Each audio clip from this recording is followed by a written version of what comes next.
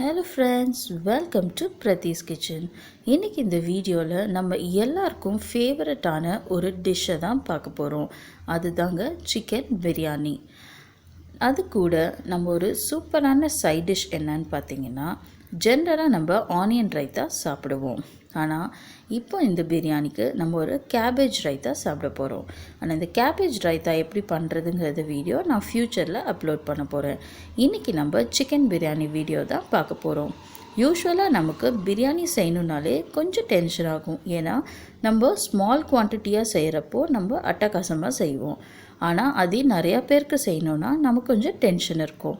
ஆனால் இப்போ நான் சொல்கிற அளவை வச்சு அண்ட் மெத்தடை வச்சு நீங்கள் செஞ்சிங்கன்னா நீங்கள் எப்போ செஞ்சாலும் உங்களுக்கு பிரியாணி உதிரியாக டேஸ்டியாக கிடைக்கும். ஸோ இந்த வீடியோக்குள்ளே போகிறதுக்கு முன்னாடி இந்த சேனலை சப்ஸ்கிரைப் பண்ணாதவங்க கீழே இருக்க ரெட் கலர் சப்ஸ்கிரைப் பட்டனை கிளிக் பண்ணுங்கள். கூடவே பக்கத்தில் இருக்க பெல் ஐக்கனையும் கிளிக் பண்ணுங்கள். ஸோ தட் நீங்கள் எந்த வீடியோவும் மிஸ் பண்ணாமல் பார்க்கலாம். இப்போ வாங்க வீடியோக்குள்ளே போகலாம்.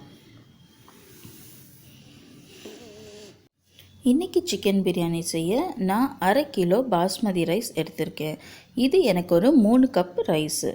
இதுக்கு ஈக்குவலாக நான் 1/2 கிலோ சிக்கன் எடுத்திருக்கேன். யூஸ்வலாக நீங்கள் எப்போ சிக்கன் பிரியாணி செஞ்சாலும் நீங்கள் எவ்வளோ ரைஸ் எடுக்கிறீங்களோ அதுக்கு ஈக்குவலாக சிக்கன் ஆட் பண்ணிக்கோங்க.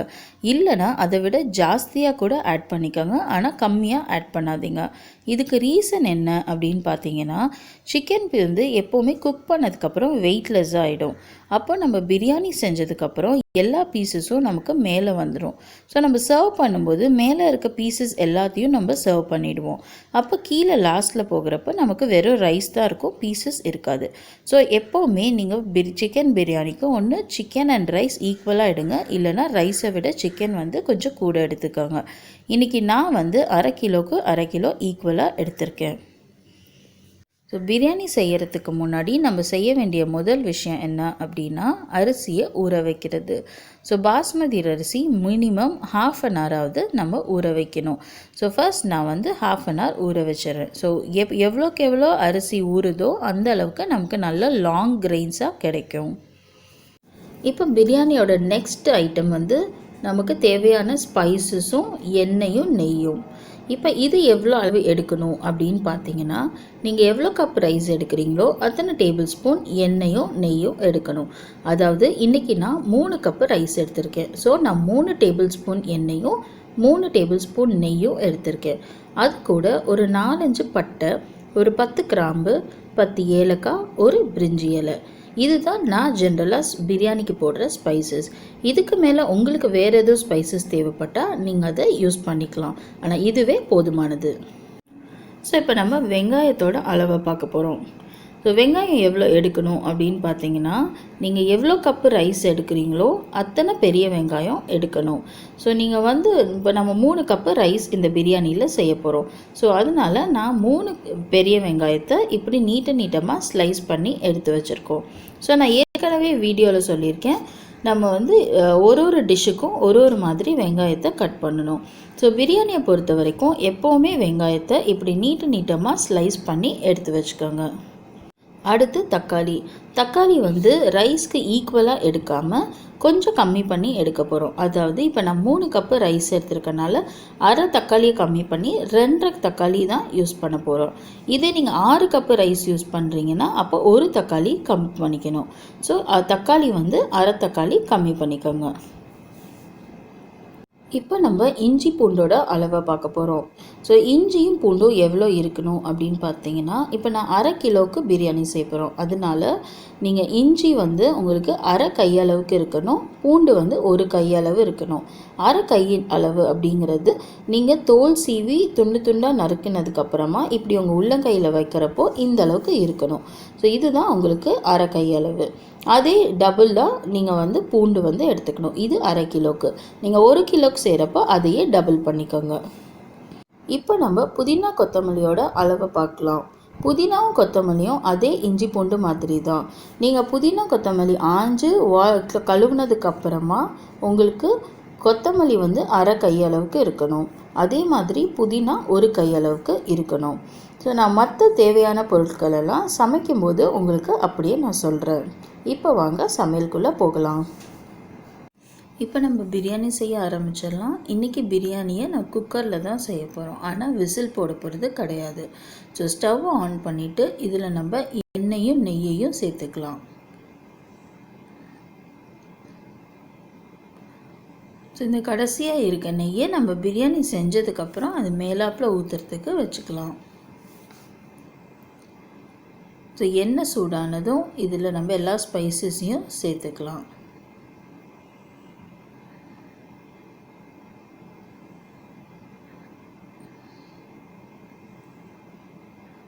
இப்போ இது கூட அடுத்து வெங்காயத்தை சேர்த்துக்கலாம்.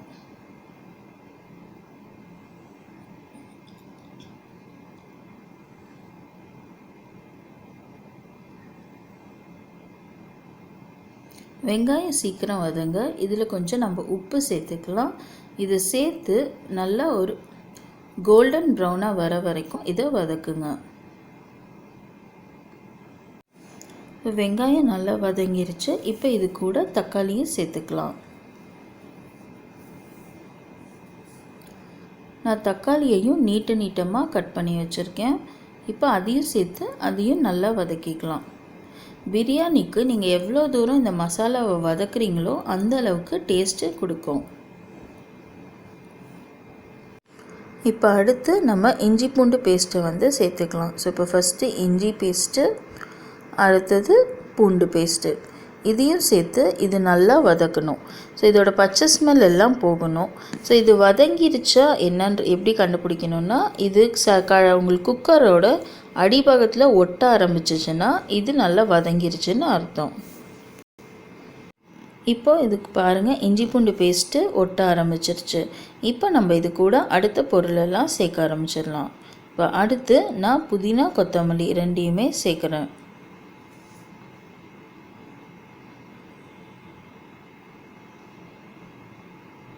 இது மசாலா நல்லா வதங்க தான் இது டேஸ்ட் வந்து ரொம்ப நல்லாயிருக்கும். அதனால் வதங்கிறதுக்கு நல்லா டைம் கொடுங்க.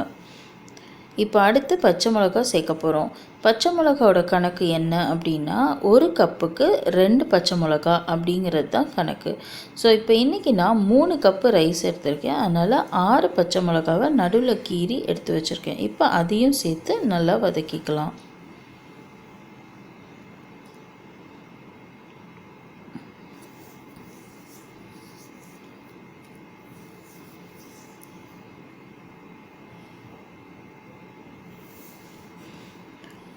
இப்போ அடுத்து நம்ம மிளகாத்தூள் சேர்க்க போகிறோம். ஸோ இப்போ 3 கப்பு ரைஸுக்கு 1 ஸ்பூன் மிளகாத்தூள். இதுக்கப்புறம் நீங்கள் குவான்டிட்டி ஜாஸ்தியோ கம்மியோ பண்ணும்போது அதுக்கேற்ற மாதிரி மிளகாத்தூளை கம்மி பண்ணுறதும் ஜாஸ்தி பண்ணுறதும் எடுத்துக்கோங்க. ஸோ 3 கப்பு ரைஸுக்கு 1 ஸ்பூன் மிளகாத்தூள். இப்போ இதையும் நல்லா வதக்கியாச்சு. இப்போ பாருங்கள், இது நல்லா வதங்கி நம்ம ஊற்றின எண்ணெயெல்லாம் பிரிஞ்சு வருது. இந்த ஸ்டேஜில் நம்ம தயிர் ஆட் பண்ண போகிறோம். ஸோ தயிர் வந்து நீங்கள் எந்த கப்பால் அரிசி அளந்தீங்களோ அதே கப்பில் 1/2 கப்பு தயிர். ஸோ 3 கப்பு ரைஸுக்கு 1/2 கப் தயிர். ஸோ இப்போ இதையும் நல்லா நம்ம வதக்கிக்கலாம்.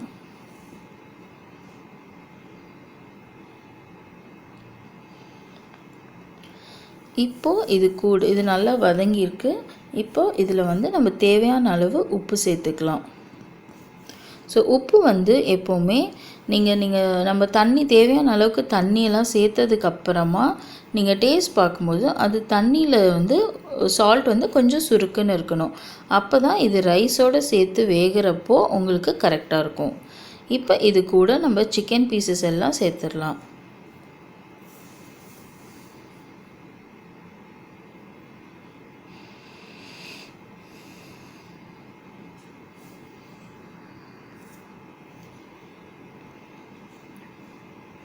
இப்போது இதை நல்லா நம்ம ஒரு 2லேருந்து 3 நிமிஷத்துக்கு இதை நல்லா வதக்கிக்கலாம்.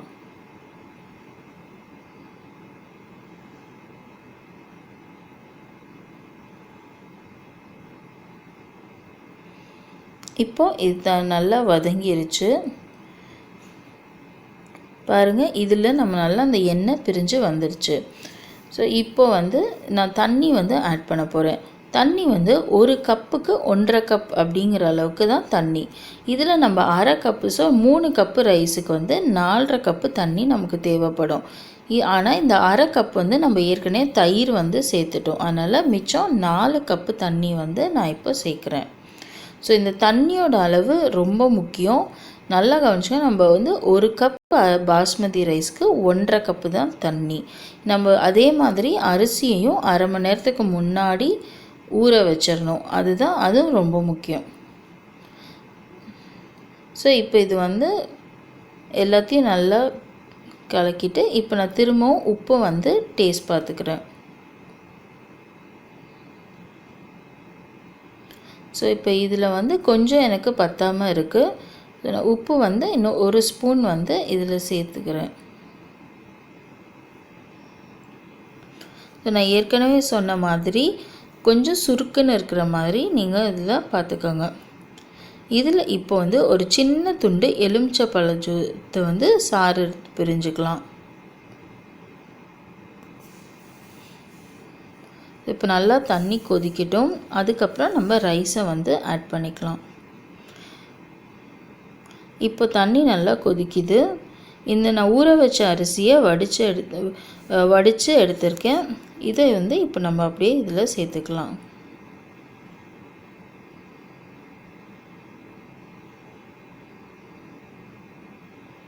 ஸோ ரைஸை சேர்த்தாச்சு. இது ரொம்ப கிளறாதீங்க. ஜஸ்ட் ஒரே ஒரு சின்ன கிளறிட்டு இது வந்து அப்படியே விட்டுறணும். இப்போ இது நல்லா கொதிக்கட்டும். அரிசி ஒரு கொதி வந்ததுக்கப்புறமா நம்ம வந்து இப்போ குக்கரை மூடிக்கலாம். இப்போ பாருங்கள், தண்ணி கொதிக்குது, ரைஸ் வேக ஆரம்பிச்சிருச்சு. இப்போ நான் இந்த குக்கரை மூடி வைக்கிறேன். வெயிட் போட போகிறது கிடையாது. ஸோ வெயிட் போடாமல் 2 நிமிஷம் ஃபுல் ஃப்ளேமில் வைங்க. அதுக்கப்புறம் ஒரு 4லேருந்து 5 நிமிஷம் இதை வந்து லோ ஃப்ளேமில் நம்ம வந்து அப்படியே வைக்க போகிறோம். உங்களுக்கு நடுவில் எதுவும் தேவைப்பட்டுச்சுன்னா ஓப்பன் பண்ணி பார்த்துக்கலாம். ஸோ 7 மினிட்ஸ் ஆயிடுச்சு. இப்போ நம்ம குக்கரை ஓப்பன் பண்ணலாம். ஸோ பாருங்கள், பிரியாணி எவ்வளோ அழகாக ரெடி ஆகிருக்கு. நமக்கு மேலே பார்த்தாலே ரைஸ்லாம் உதிரியாக இருக்கிறது தெரியுது. ஸோ இப்போ இதுக்கு மேலே நம்ம எடுத்து வச்சுருக்க நெய்யை வந்து நம்ம சேர்த்துக்கலாம். ஸோ எப்போவுமே ரெடியான உடனே கரண்டி போட்டு கிளறிடாதீங்க, ரைஸ் எல்லாமே உடைஞ்சிரும். ஸோ இப்போ இதை நம்ம வந்து ஒரு பிளேட்டுக்கு ட்ரான்ஸ்ஃபர் பண்ணிக்கலாம். ஸோ பிரியாணி கரெக்ட் ஸ்டேஜில் இருக்குன்னா நீங்கள் இப்படி கீழே சிந்தும் போது கரண்டியில் ஒட்டக்கூடாது. ஸோ இப்போ நம்ம பிரியாணியை நம்ம இப்போ ஒரு பிளேட்டில் ட்ரான்ஸ்ஃபர் பண்ணிக்கலாம்.